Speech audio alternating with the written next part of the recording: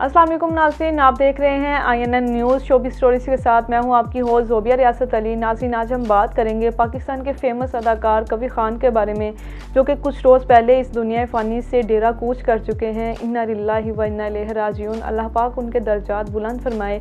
लेकिन आज हम बात करेंगे उनकी ज़िंदगी के बारे में, उनकी बायोग्राफ़ी के बारे में कि उन्होंने इस इंडस्ट्री में कदम कब रखा, कैसे उन्हें शोहरत मिली और उन्होंने किन किन शोबों में काम किया। आज हम आपको इसकी थोड़ी सी डिटेल्स बताएंगे।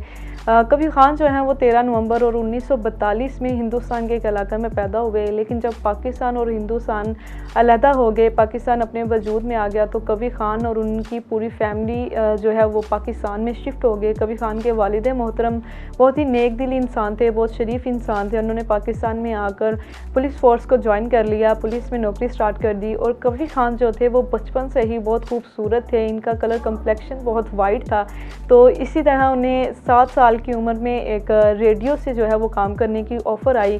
कबीर खान अक्सर अपने इंटरव्यूज़ में बताते थे कि उन्होंने रेडियो का काम जो है वो अपनी मर्ज़ी से स्टार्ट नहीं किया था, लेकिन शायद अल्लाह ताला ने इस काम में उनके लिए डेस्टिनी लिखी हुई थी, इसी वजह से उन्होंने इस काम को स्टार्ट किया। तो कबीर खान का स्टार्टअप जो है वो रेडियो से हुआ। लेकिन 1965 तक आते आते कबीर खान एक इतने अच्छे अदाकार बन चुके थे, उनकी अदाकारी इतनी बेहतरीन हो गई थी कि जैसे अगर सोने को आग में डाल दिया जाए तो वो कुंदन बन जाता है, इसी तरह कबीर खान भी इतने बेहतरीन एक्टर बन चुके थे। उन्होंने पाकिस्तान की 200 से ज़्यादा फिल्मों में काम किया, ना ही फिल्म इंडस्ट्री में बल्कि उन्होंने ड्रामा इंडस्ट्री में, उन्होंने स्टेज ड्रामा में भी एक्ट किया, उन्होंने रेडियो में भी काम किया।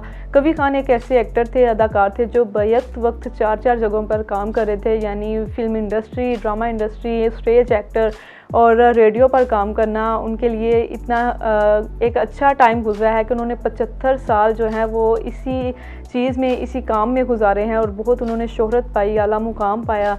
कबीर खान की अगर ज़िंदगी देखी जाए तो उनकी जो निजी ज़िंदगी थी वो इंडिया की एक मूवी है अमिताभ बच्चन की, बागबान, उस स्टोरी को अगर लिया जाए तो वो कबीर खान की ज़िंदगी से रिलेटेड स्टोरी लगती थी। और अक्सर लोग कबीर खान से ये भी कहा करते थे कि कहीं बागबान मूवी के डायरेक्टर ने आपसे रब्ता कर आपकी कहानी पर तो ये फिल्म नहीं बनाई। तो कबीर खान इस बात पर हल्का सा मुस्कुरा दिया करते थे, क्योंकि उनकी सारी ज़िंदगी की स्टोरी जो है वो इसी तरह थी। कबीर खान के बच्चे जो हैं वो 4 थे, 2 बेटे थे, 2 बेटियां। बेटियों के बारे में तो उन्होंने कभी भी सोशल मीडिया पर उनका कभी जिक्र नहीं किया था, कभी उनका नाम नहीं लिया था, लेकिन अपने बेटों के बारे में उन्होंने बताया भी। और अपने दोनों बेटों को जो है वो पाकिस्तानी फिल्म इंडस्ट्री और ड्रामा इंडस्ट्री में लाने की उन्होंने बहुत सी कोशिश भी की। उन्होंने कुछ ड्रामों में काम भी किया। उस दौर में शफाक अहमद का एक मंचले जो है वो एक्ट चल रहा था, उसमें उनके बच्चों ने काम किया। और लेकिन उन्होंने थोड़ी देर ही काम करके बाद में इस इंडस्ट्री को छोड़ दिया, क्योंकि उनके बड़े बेटे जो हैं वो IT फील्ड के में चले गए और जो छोटे बेटे थे वो डॉक्टर बन गए। और अल्लाह की करनी ऐसी हुई कि वो दोनों बेटे ही अपने बाप से जुदा हो गए, उनकी राहें जुदा हो गई और वो आउट ऑफ कंट्री शिफ्ट हो गए।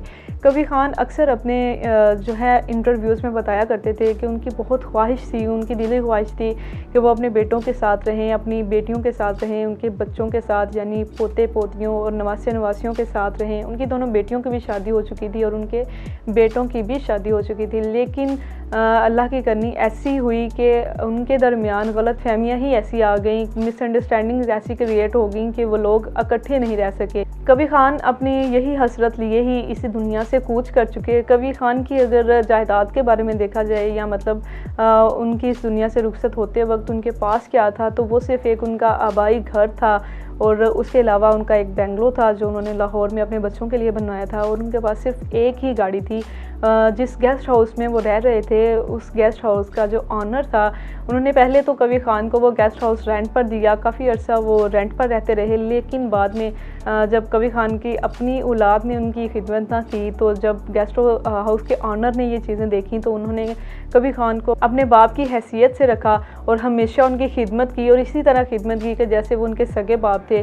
और अगर आज भी जाके वहाँ पर देखा जाए तो वो उनके गम में इतने निढाल हैं कि उनसे किसी से भी बात नहीं हो पा रही। और कबीर खान की गाड़ी इस वक्त उनके पास है। नाज़रीन, इसी तरह की लाते रहेंगे न्यूज़ आपके लिए, हमारे साथ रहिएगा INN न्यूज़ के साथ। मैं हूँ आपकी होस्ट ज़ोबिया रियासत अली। अल्लाह हाफिज़।